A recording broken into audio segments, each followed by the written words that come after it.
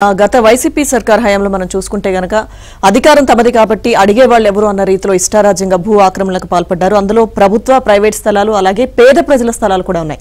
ఇంకొక విశేషం ఏంటంటే దీనిలో సాక్షాత్తు గత వైసీపీ ప్రభుత్వంలో పనిచేసిన ఎమ్మెల్యేలు మంత్రులు కూడా ఉండే విషయాన్ని ఇక్కడ మనం చెప్పుకోవాలి. సో బాధితులంతా ఏదైతే కూటమి ప్రభుత్వం ఇప్పుడు వినతుల స్వీకరణ ఎక్కడెక్కడ ప్రజల సమస్యలు తెలుసుకోవడానికి వినతుల స్వీకరణ చేపట్టిందో దానిలో 60% పైగా భూ ఆక్రమణకు సంబంధించి ఉండడం కూడా మనం చూడొచ్చు. సో ఆ దిశగా కూటమి సర్కార్ అడుగులు వేస్తుంది.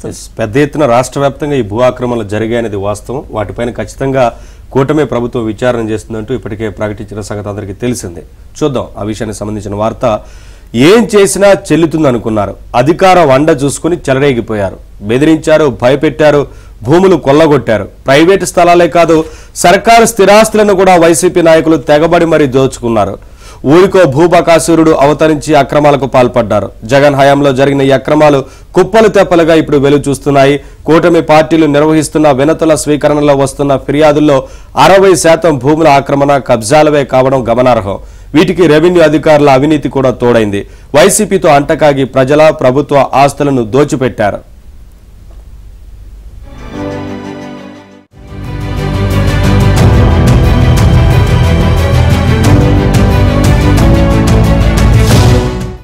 ఉమ్మడి చిత్తూరు జిల్లా మదనపల్లె ఆర్డీఓ కార్యాలయంలో ఫైళ్లు దగ్ధమైన సమయంలో అక్కడికి వెళ్లిన రెవెన్యూ శాఖ కార్యదర్శి సిసోడియాకు ఆ శాఖకు సంబంధించి 500-600కు పైగానే ప్రజల నుంచి ఫిర్యాదులు అందాయి. దీంతో ఆయన నివ్వెరపోయారు. గత 5 ఏళ్లలో ఏదో జరిగింది, అందుకే ఇంత భారీగా ఫిర్యాదులు వస్తున్నాయని ఆయన ఆశ్చర్యం వ్యక్తం చేశారు.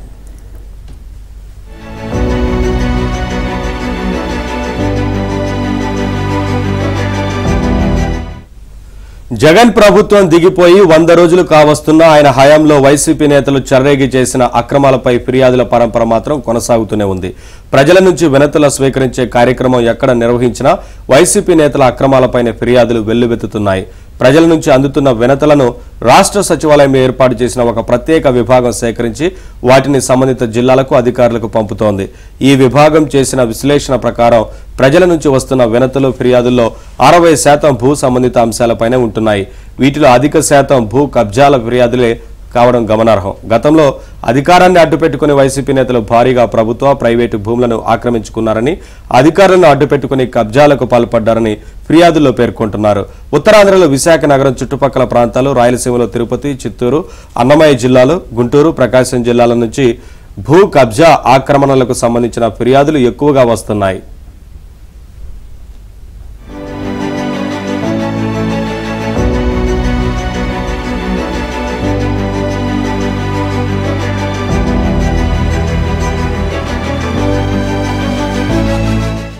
వంద రోజులుగా వస్తున్న ఈ భూ సమస్యల మీద కంప్లైంట్లు మాత్రం పరంపర కొనసాగుతుందని చెప్పుకోవచ్చు. ఎందుకంటే ఏదైతే టీడీపీ రాష్ట్ర కార్యాలయంలో ప్రతిరోజు నిర్వహిస్తున్న ప్రజా దర్బార్ కార్యక్రమానికి ఈ ఫిర్యాదుల వెలువ పరంపర కొనసాగుతూనే వస్తుంది. ఎందుకంటే రాష్ట్ర వ్యాప్తంగా అనేక ప్రాంతాల్లో ఇట్లా భూ కబ్జాలకు గురయ్యారని చెప్పిన వస్తున్న ఫిర్యాదుల అయితే మాత్రం రోజు రోజుకి పెరుగుతూనే ఉన్నాయని చెప్పుకోవచ్చు.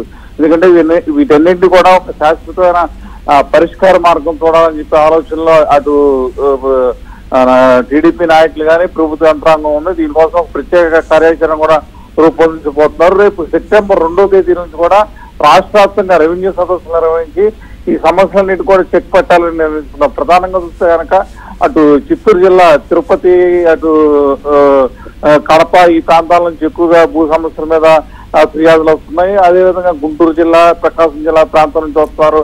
అలాగే ఉత్తరాంధ్ర ప్రాంతం నుంచి కూడా పెద్ద సంఖ్యలో ఈ ఫిర్యాదులు ఎక్కువగా పరంపర మొదలవుతున్న నేపథ్యంలో వీటన్నిటి కూడా ఒక శాశ్వతమైన పరిష్కార మార్గం చూడాలని చెప్పి అధికారులంతా కూడా భావిస్తున్నారు. ఈ నేపథ్యంలోనే రేపు సెప్టెంబర్ 2వ తేదీ నుంచి రెవెన్యూ సదస్సులు రాష్ట్ర వ్యాప్తంగా అన్ని గ్రామాల్లో నిర్వహించాలని చెప్పి ఒక నిర్ణయం తీసుకున్నారు. అయితే ఖచ్చితంగా ఏదైతే ఈ భూ సమస్యలు ఉన్నాయో వాటిని అక్కడే అంటే స్థానికంగా అక్కడికక్కడ రెవెన్యూ అధికారుల ఆధ్వర్యంలో దీన్ని పరిష్కరించాలని చెప్పి ఒక నిర్ణయానికి వచ్చారు.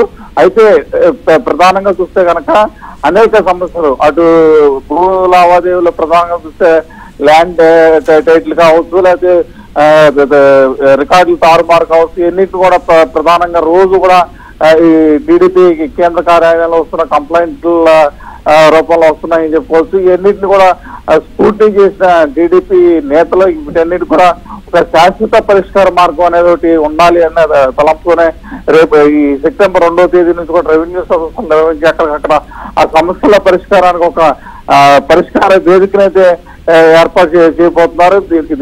తద్వారా ఆ సమస్య శాశ్వతమైన పరిష్కార మార్గం ఒకటి దొరికే అవకాశం కూడా కనపడుతుందని కూడా భావిస్తారు. అయితే ఆ రెవెన్యూ సదస్సులో క్షేత్రస్థాయి నుంచి జిల్లా స్థాయి అధికారి వరకు కూడా అందరూ కూడా ఆ గ్రామ సదస్సులో పాల్గొని ఆ సమస్యకి వెంటనే శాశ్వత పరిష్కార మార్గం చూపాలని చెప్పి కూడా ఆదేశాలు జారీ చేశారు. ఎందుకంటే ఏదైతే ఆ సమస్యలు నోటిఫై చేసి వాళ్ళ దగ్గరికి వచ్చిన ఆ సమస్యలు వెంటనే పరిష్కారం అయ్యే విధంగా కూడా మార్గం చూపాలని కూడా సంబంధిత అధికారులు కూడా ఇప్పటికే ఆదేశాలు జారీ చేయడం జరిగింది. దీంతో రేపటి నుంచి అంటే 2వ తేదీ నుంచి వచ్చే ఈ సమస్యల పరిష్కారానికి అయితే ఒక మార్గం దొరుకుతుందని చెప్పి కూడా అటు ప్రజలు కూడా ప్రధానంగా భావిస్తున్నారు. లక్ష్మీ. Thank you Purna.